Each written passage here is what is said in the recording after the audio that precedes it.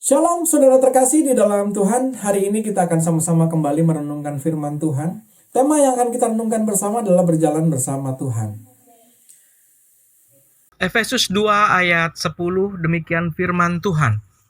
Karena kita ini buatan Allah, diciptakan dalam Kristus Yesus untuk melakukan pekerjaan baik yang dipersiapkan Allah sebelumnya. Ia mau supaya kita hidup di dalamnya. Mari kita berdoa. Tuhan, terima kasih sebentar kami mau merenungkan firman-Mu.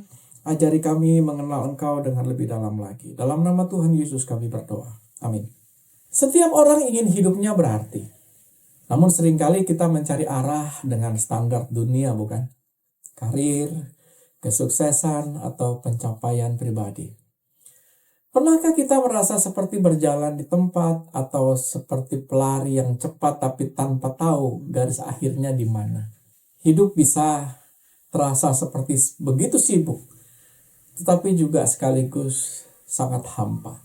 Firman Tuhan dalam Efesus 2 ayat 10 mengingatkan kepada kita bahwa kita diciptakan bukan kebetulan. Artinya hidup kita sudah punya blueprint, sudah ada desain dan tujuan dari Sang Pencipta. Kita mungkin dirancang hidup untuk mencari kenyamanan dan kesuksesan duniawi, tetapi Tuhan merancang kita untuk dampak yang kekal. Kita ingin jalan yang lurus dan mudah, tetapi Tuhan seringkali justru membawa kita melalui jalan berliku yang justru menguatkan karakter dan iman kita. Berjalan dengan arah ilahi berarti kita berhenti memaksa Tuhan mengikuti petanya kita dan mulai mempercayakan untuk membaca petanya Tuhan. Itu berarti kita mencari tujuan hidup bukan pada pencapaian kita, tetapi pada pekerjaan baik yang sudah dipersiapkan Allah sebelumnya buat kita, bagi saudara dan saya. Pekerjaan baik itu bisa terjadi di kampus misalnya, di tempat kerja, di keluarga, atau di komunitas dimanapun kita ditempatkan untuk menjadi berkat. Coba kita bayangkan, kita sedang berkendara di sebuah tempat yang belum pernah kita kunjungi.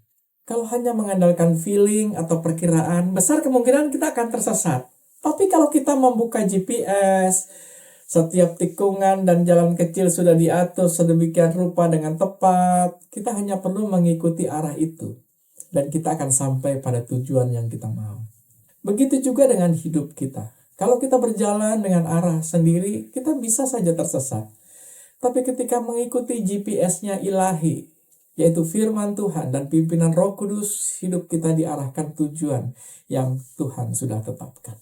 Saudara terkasih, Yesus memberikan teladan berjalan dengan arah ilahi lewat hidupnya yang selalu taat kepada kehendak Bapanya.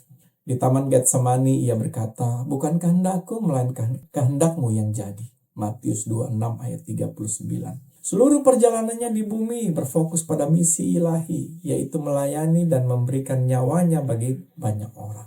Yesus dipimpin Roh Kudus dan setia sampai akhir, hingga ia berseru di kayu salib, sudah selesai. Ini adalah contoh bagi kita bahwa hidup yang mengikuti arah Allah adalah hidup yang taat, terarah, dan penuh makna. Saudara terkasih, jadi apa langkah praktisnya? Bertanyalah setiap hari, Tuhan, pekerjaan baik apa yang Engkau sudah siapkan untukku hari ini? Kepada siapa Engkau mau aku menjadi berkat? Percayalah pada proses Tuhan.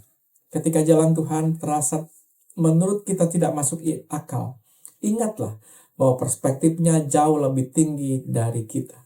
Ketika kita hidup seperti ini, setiap langkah kita, sekecil apapun, kita mendapatkan makna yang baru.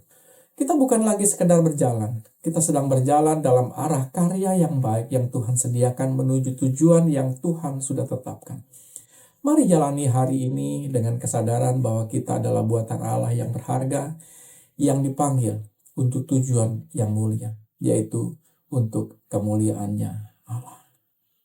Mari kita berdoa. Untuk kemuliaan Allah, itulah tujuan kami diciptakan Tuhan. Oleh sebab itu Tuhan, ajari kami hidup bermakna dan bernilai bagi Tuhan. Dalam nama Tuhan Yesus kami berdoa. Amin.